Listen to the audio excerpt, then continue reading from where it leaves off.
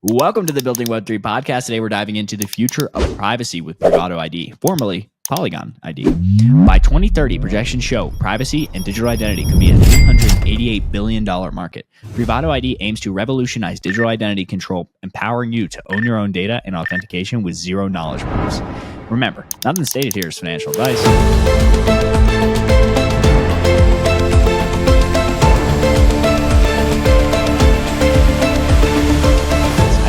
Friend Otto here. He is on the growth team at Polygon ID. Otto, could you give us a brief introduction into your background and what were you doing before you entered Web3? Yes, sir. I'm Otto Mora, based in San Jose, Costa Rica. Before I joined Web3, I was doing consulting work. So I was doing consulting work with Deloitte, KPMG, EY, and I kind of got the Web3 bug at Deloitte. I was working in digital banking, and I hadn't fully read like the Bitcoin white paper. It's like sort of like it was surfaced to me in business school, around 2010, and a friend of mine was big time libertarian was like, hey, you should check out Bitcoin and so on. But I didn't really like see much to it, at that point. I just it was not see it sort of more of a political like libertarian type thing instead of force of the technology, which is what I'm more passionate about. And then I came back to it in the end of 2015, and then like my mind was blown. I was like, well, yeah, I have to work in Web3. I have to, get into this stuff. And at the time, we did some digital banking prototypes. I then went back to Costa Rica, and I founded the Costa Rican Blockchain Association along with other folks. And then recently also got, involved with Ethereum Costa Rica. Like just kind of helping out with the ecosystem there, and seeing the little like Web3 scene we have in Costa Rica, and then now working with Polygon ID since September 2022. It's now Privado ID, and so going to be 2 years soon with them. So give me an overview of the project and its mission. So it's now called. So previously it was called Polygon ID, and now it's called Privado ID. That's right. Yeah. The origins of the project are kind of from the Catalonian independence movement. One of the co-founders wanted to kind of enable people to be sovereign on chain and kind of be able to have their own data, their own credentials, and so on, and do like an online referendum. And then so he was like, okay, like let me look into technology that can enable this. At the time, technology like CIRCOM and zero knowledge proofs were like being designed by him to kind of do this. Jordi Bailina is the co-founder. And then from there, like they kind of hopped into like the blockchain scaling problem, right? And that was kind of the Hermes team that was eventually developed the CKEVM that was acquired by Polygon. But they kind of kept the identity piece still going on, and that was the identity project, which was eventually embraced by Polygon as well. And then we're now kind of being spun off. But that was the basis of Polygon ID at the time. Kind of enabling individuals to be sovereign on chain, do like on chain voting, and kind of make this kind of indisputably correct like on-chain voting that you could do with our online referendum. And then that enabled us to get into Web3 and Web2 and seeing how we can enable digital credentials to be available to users. So that's the idea right now, is enabling folks to be owners of their data and, be sovereign and be able to authenticate themselves, prove that they're human, prove that they have, some level of KYC and whatnot to different platforms that they interact with. Yeah, let's talk a little bit about the gap in the market that this solves, because if people are relatively new to crypto, they might not know the term like what is sovereign identity and like being on chain. So let's go into some of the fundamentals and be like, why is it important to have identity on chain and like prove you're human? Yeah, absolutely. Self-sovereign identity was actually originated before Web3 kind of came along. Back then in like the early 2010s, people were looking to kind of wean themselves off of the control that the big Web2 platforms have, like Facebook, Google, etc., and seeing how people could be real owners of their data, right? That's the whole principle behind self-sovereign identity, is like enable the user to have control over their data and then have agency in deciding who gets to access that data and what portion of the data is accessed, right? So that's like the main objective behind self-sovereign identity. When kind of Web3 came along in the 2013 and so on period, a lot of folks kind of got interested in this space because the intersection between sovereign identity and Web3 is a very powerful combination. You can have digital credentials on the one side, but you can also have the power of the blockchain kind of tamper-proof ability where you can have a registry of all of these kind of keys that are used to sign credentials with the blockchain. So I think this is like sort of a very interesting and powerful combination. But yeah, for Web3 platforms, I think it's becoming more and more relevant to be able to show that you're a human, right? You can see the cases of airdrops being abused with folks having multiple blockchain addresses and, abusing that in DAO voting use cases and so on. So I think being able to prove that you're a human, that you're a single human, unique one person, one vote type use cases is becoming more and more relevant as well as in DeFi use cases, right? You're seeing DeFi also needing to be attesting that their users are human and whether they're in a region that they are in compliance with, right? So both of those elements, I think, are becoming more relevant, and being able to do so in a sovereign way and with privacy, which is what Privado ID does, is coming a relevant thing in the market. And let's talk about this privacy concern, because people might be like, well, isn't the blockchain public? Like if I have my ID on there, won't be people able to take my information? So let's talk a little bit about that idea of like how Privado is putting privacy first. Yeah, absolutely. And I think there's sort of this tendency in the Web3 world to like say, let's have everything on chain, right? I think, people tend to think maybe NFTs were a way to solve that. I think of NFTs as almost like a sticker you can put in the back of your car, right? It says like, oh, I'm the proud parent of somebody that went to serve in the army, or maybe I'm a Denver Broncos fan or whatnot, right? And that's a very public thing for you to see. But maybe behind that sticker, there's a digital certificate saying, oh, you're a Denver Broncos fan, like member, right? Or maybe there's also like another certificate saying like, oh, your son went to the army and then therefore you're entitled to these benefits, right? That kind of off-chain, kind of like not so public component, I think is what's missing in the Web3 world, right? There are elements of off-chain data that we need to have.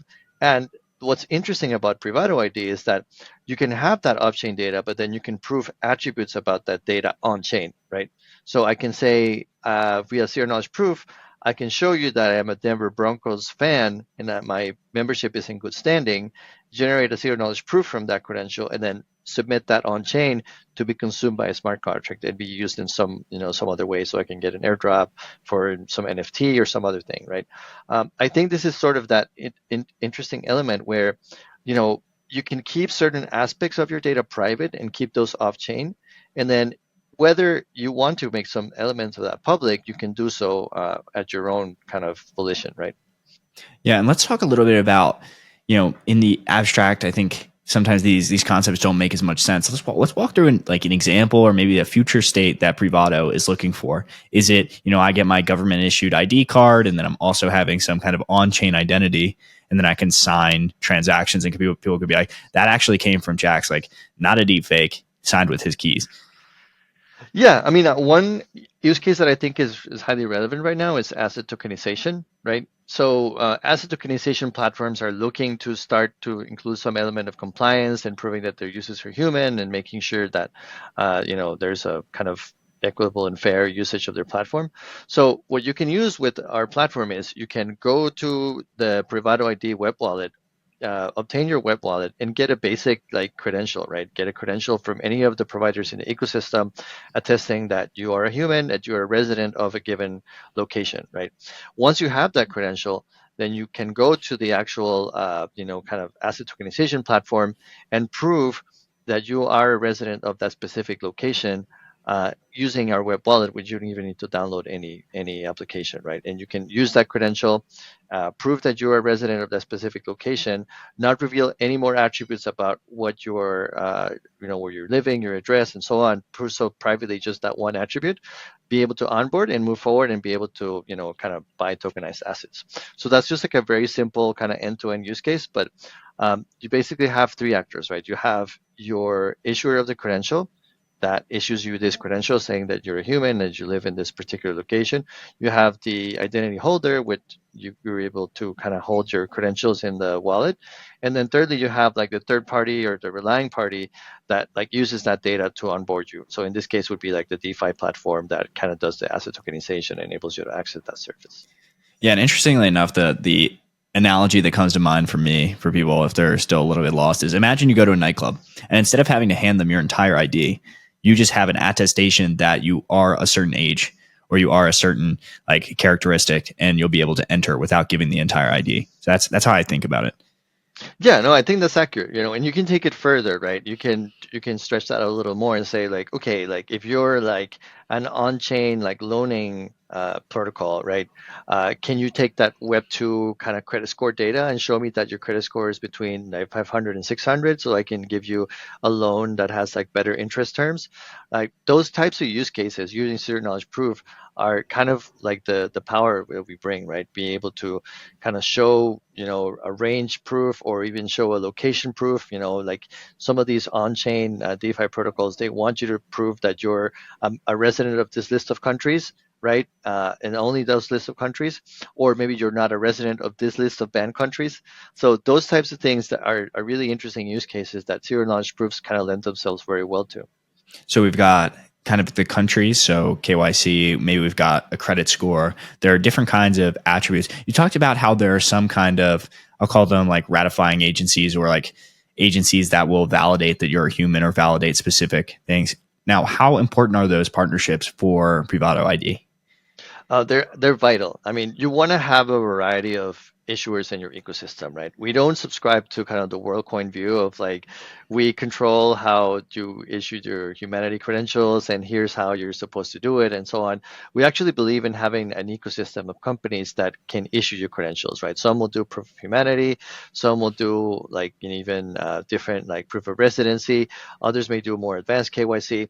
So I think this is absolutely vital for us. So we're happy to have, some key partners, including Fractal, including the folks from DigiShares, and also we have a few others, including Netkey, that do this sort of credential issuance.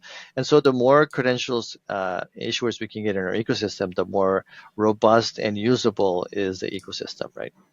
Absolutely. So let's go through we'll call it the life of getting onboarded to Privado. So I come in, I need to go to one of these platforms to prove that I'm human. There's different kinds of attributes. And then now I've gotten that information back. What does Privado do after that? Yeah, so once you have obtained that credential, right, you can go back to this third-party verifier. You'll be queried to show an attribute from your credential, and then you generate that zero knowledge proof locally in your browser, right? The data never leaves your browser, and be able to show that and then hand that zero knowledge proof over to the platform. The platform then has the choice of kind of just verifying the zero knowledge proof locally and making sure that it's correct and checking that the on-chain data indicates the credential has not been revoked, right? Because you could have like your KYC credential revoked if you end up in a sanctions list or something like that. Or you could also take that on-chain proof, that zero knowledge proof, and then put it on-chain. So you could feed it into a smart contract and then give the user eligibility for some other item, or even create an on-chain attestation based on the data that you've been able to validate. And how do you guys see this change in the future? I can think of a few potential examples, but I'm interested to hear like what the current use cases are. I could see if you're going to, let's say you're on Netflix and you're a kid, you couldn't watch certain videos that have like too much violence in them, for example, or to qualify for an airdrop where you have to prove that you're not in one of the banned list countries. Talk about some of the use cases that are existing and where you guys hope to expand to. Yeah. Right now we have several banks kind of playing with our technology and kind of doing POCs and taking this over to like a near production environment. A few of them are looking at portable KYC. So like if I'm a customer, in this case HSBC is kind of using our technology. The same, I'm a customer of HSBC in Hong Kong and I want to move over that data to a third party in subsidiary in Singapore. I can onboard onto that other subsidiary of HSBC in Singapore and be able to take that data over. They could also take that data over to like a subsidiary, like a fintech, where they could validate that data and use it. We also have kind of asset tokenization use cases where you can sort of tokenize carbon credits and then check that both the buyer and seller of the token are properly KYC'd and have the right attributes. We have a bank in Asia doing that as well. We also have kind of on-chain more on-chain kind of use cases. So we have, folks that want to do an airdrop, but they want to check that the users are civil and that they're, one person and that they're not kind of abusing the system. So we have an alliance with Guild XYZ that is also working on that use case, being able to kind of prove that users are human and they're correct, and be able to onboard them onto a Discord server where they can then partake in the airdrop, right? So we have a couple of use cases like that. We have also a campaign coming out with Linea. The folks from Verax are working on this on-chain attestation where you can get a basic proof of humanity credential and then onboard onto other platforms. So there's a variety of kind of mixed Web 2 and Web 3 use cases that are coming out there that I think, kind of showcase some of the power of this. Absolutely. And let's talk a little bit about, because you guys were originally inside of Polygon and then it was chose to be spun out. Talk about some of the decision and the reasoning behind creating a entirely separate company. Yeah, I mean, so we sort of realized like an identity privacy protocol like we have, it is better to have a chance of better adoption if you're kind of multi-chain, really, right? So whilst our technology is great and we think we have a very unique selling point, we think that in order to have like wider adoption, it makes sense to go multi-chain, right?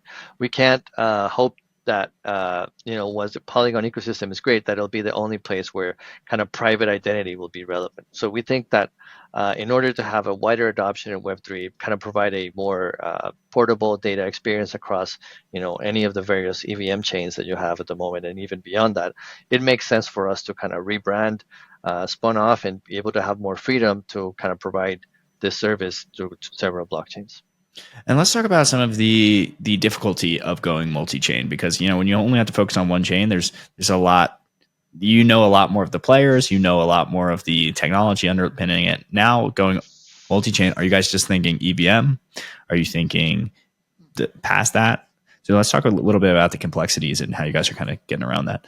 Yeah, I mean, definitely EVM is the easiest kind of way for us to start bridging, and that's why we started with Linea first, and we're going to probably do the same with other L2s, but we are not limiting ourselves to that, right? I mean, the migration that needs to be done is basically a set of smart contracts and some zero knowledge kind of basic operations that need to be done to be able to validate that. But once you're able to kind of deploy the contract and even sort of just submit the proof that you're an issuer of credential, it's very easy to validate the rest using our existing SDK. So whilst the on-chain component of it may involve like kind of re-enhancing and re-engineering some like smart contracts to be able to work, the SDK section of it should be like very similar, right? Obviously different RPC endpoint. If you're talking like Solana, you're talking like totally different way of communicating, right? But we think that it makes sense for us to go in that kind of direction long term. So we are looking at non-EVM as well. Absolutely. Well, that's an exciting future. And have you guys already started the building past Polygon? Like you guys are now on other chains, presumably? Yeah. So right now we were able to deploy beyond Polygon on Linea. We also have a couple other non-EVM blockchains that we're going to deploy to that I can't talk about yet. And we're also looking at another L2 that's also very interested in deploying with us, but I also can't reveal the name. Hey, no problem at all. Well, we'll keep posted, and everyone will obviously be glued to the news on that. Can you talk about some of the challenges you guys faced while building Privado ID and how you went about overcoming them? Yeah, I mean, I think one of the biggest challenges has been sort of like the UX experience and getting it right, and making sure that the onboarding is kind of, as frictionless as possible.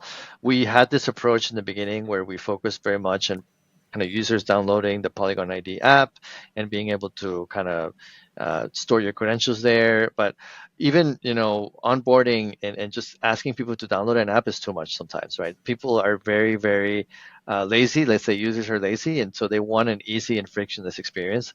And so we came up with the web wallet, which is a lighter version of this, where just using your existing MetaMask keys, you're able to generate a wallet by signing a Ethereum message, right? So using that, I think, will enhance kind of the onboarding a lot more. That's one of the key elements that I think is there. And then the other one is making users realize that privacy is important and privacy tech is there, right? A lot of times people are just willing to give up their data, right? And they don't know that there are better ways of managing their data out there using zero knowledge proofs and advanced cryptography like this. And let's talk about like why specifically managing your data with something like zero knowledge proofs. Like why is this? Because some users might be like, I don't know, like websites take cookies all the time. Like what's the big deal? So let's talk a little bit about like the importance of this. Yeah, I mean, I think we should give users a lot more say in how their data is used, right? Um, and being able to show some attributes about your data without revealing your whole data protects you as an individual, but also you should be informed if you are actually providing this data and may even compensated for it, right? So we are also working on payment rail mechanisms that enable people to also monetize, be able to like, okay, say like, I want to give you this data, but maybe I want to get compensation in exchange for it, right? So I think being more kind of informed, like let's say informed consent type of use case is important for users, right? They want to give access to their data in some cases because they just want the free stuff. Okay, fine, but like okay, be informed about it, be aware of the risks and so on. And if you want to choose to use CKP, I think that's that should always be the first option, right? So I think this is sort of something that maybe hasn't been fully realized in the mainstream, right? People are just willing to give out their data and trust that it'll be used correctly, or just get the free stuff and who cares? I have nothing to hide type situation. But it's going to change. I think you'll see more of that. And another thing that's exciting for us is sort of the ability to manage profiles, which I think is interesting, right? So if you think about like how you have your Google accounts, right? You have one kind of work Google account, maybe you have a personal Google account, and you have a nonprofit Google account for maybe some nonprofit that you work for, and you're able to segment out like kind of your digital life, right? We actually enable kind of the management of profiles within identity, and we also take it to the extreme where each party that you interact with, you expose a different identifier to. So even if I go and talk to you with an identifier today, and I go talk to a different platform with a different identifier, you wouldn't be able to get together and realize this is the same person, right? Because I'm exposing different identifiers to you. So I think that's another important component. Now, people might be familiar with, I guess, like we'll call this a very basic concept of this, where like, well, I have different emails, right? What most people probably don't understand is in marketing tech, we find the other emails and we link them together, and we attest them as one person, which is very, very interesting. But I think people would be often very surprised at the amount of data that is out there on them, and it's quite shocking. I used to work at a company where location data was pretty much provided and sold, and the places people get location data from, you'd think like, oh, your iPhone, but it's actually, there's like crazy ad networks. There's like sometimes your internet service provider, if you're in the US, will be selling your data, and you're just like, wow, I didn't feel like I signed up for that. Yes, yes. And I think there's a lot of stuff like that that is just hasn't surfaced as much, right? Uh, I think we need a lot more privacy advocacy and kind of highlighting and bringing things like that to the surface, where companies are just selling our data, sometimes without even telling you that they're selling it, right? Not even burying it deep in the legal terms. So sometimes they just do stuff without even you being aware of it or informed. Yeah, it's a crazy world we live in. So let's talk a little bit about people looking to enter the Web3 space. Do you think privacy is going to be a burgeoning field that future founders should be looking at, or they should be like thinking about day one? Like, how do we build privacy into our platform? Yeah, I mean, I think it's hugely important that we start to focus on that a lot more. I think we're only starting to see, kind of the surface of what you can do with zero knowledge proofs. Some folks are even doing verifiable compute using zero knowledge proofs and so on. But I think the challenge is like, okay, like we can do all these great cool things with zero knowledge proofs and do all these things, but how do you make this accessible to the mainstream, right? How do you make people care, right? How can you package it in a way where it's almost as easy as, like Signal, right? They have a great brand. They focus on privacy and private communication end to end. And how do you deliver that in a way that the mainstream will care and will be able to use it? Yeah, it's quite interesting. I don't know how much you personally use Signal. For me, it's almost always Telegram and WhatsApp. And you had mentioned this earlier about how it was too much work to have users download an app. And I was thinking, what a bull case for Telegram, because now they're doing like mini apps within their messaging platform. I'm just like, man.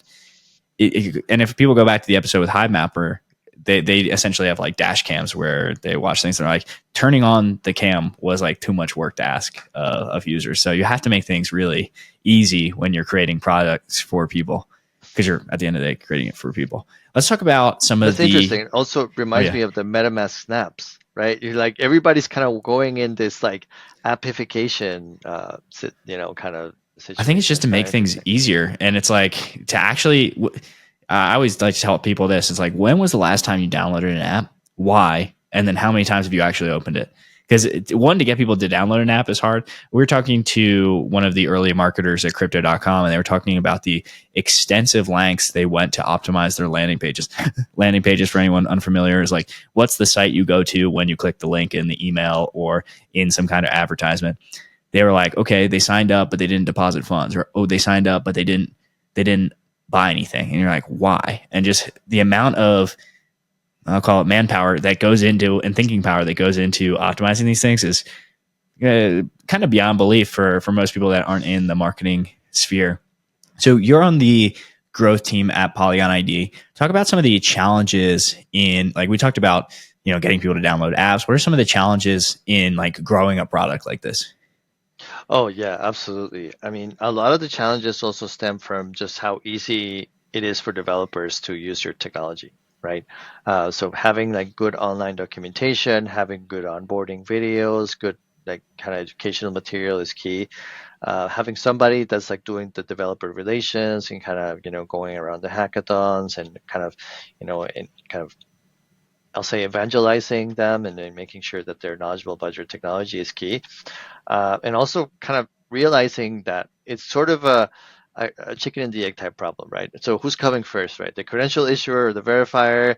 How do you get the user to onboard? It's sort of this cold start problem that you're constantly having to fight to make sure that you have a vibrant ecosystem where use cases align, right? Because sometimes you have somebody issuing a birth certificate and somebody issuing like a KYC credential, and then the use cases don't like really align. So I think that having sort of the usage of multiple credentials and kind of aligning the use cases in these closed loops kind of enhances, like the usability of the platform.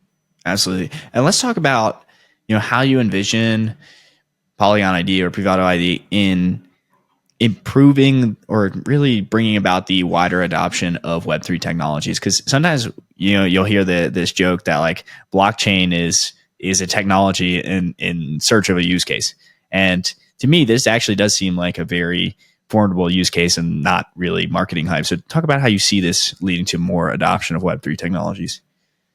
Yeah, absolutely. I mean, I think some initial adoption within banking is already showing the potential that this has. It's even opening new use cases for banking, right? Where they just have to do the KYC, just as a matter of like compliance, but they could actually kind of enhance the user experience by being able to provide them this passport data that they can use to onboard onto other platforms, right? So I think that's already like, kind of changing the mentality around this. And I think also like the ability for you to kind of show some data about your credentials, but maybe not the full data, and then submitting that on chain and kind of the interaction that can take place in a cryptographically verifiable way will open all kinds of new business kind of opportunities, right? So I think, yeah, we're just starting to see the surface in that sense as to what digital identity when kind of cross connected with blockchain can do.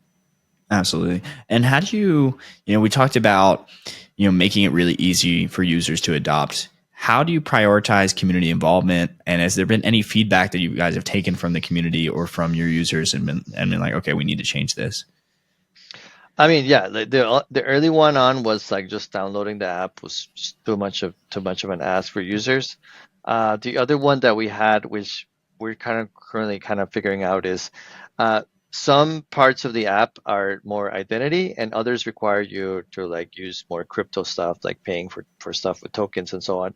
And how do you like make it easy to like do the back and forth, right? Where you're like going to the identity app and then you have to go to MetaMask, do something else, and kind of making a cohesive experience out of that is actually one of the things that we're trying to optimize right now, because you will at some point, either need to pay for a credential or get paid for a credential that you're kind of handing over to someone, and how to make that UX really easy is one of the other key challenges that we've received from the community. Absolutely. You've highlighted a few notable partnerships. Obviously, you guys came from the Polygon land. Is there anyone or like any collaborations you really want to specify? So we talked about Linea. Is there anything else you want to highlight there? Yeah, the Linea campaign actually is beginning this Monday, coming Monday, the 24th, sorry. That's one exciting one that we're looking forward to. Will be kind of combined with our HCC event as well. That's going to be ongoing. And there's a few other big announcements that we have from big banks that are going to be at our HCC event that I don't want to alpha leak out too much, but you'll be seeing them in the coming days. All right, so some very exciting things that the listeners can. So where so they can keep abreast of all of this information. Where can they connect with Privado ID online? Where can they connect with you personally and just get more information about the project and get involved? Yeah, absolutely. So yeah, my DMs are open on Twitter, so you can just hit me up, Otto Mora C, just with the C in at the end of my name.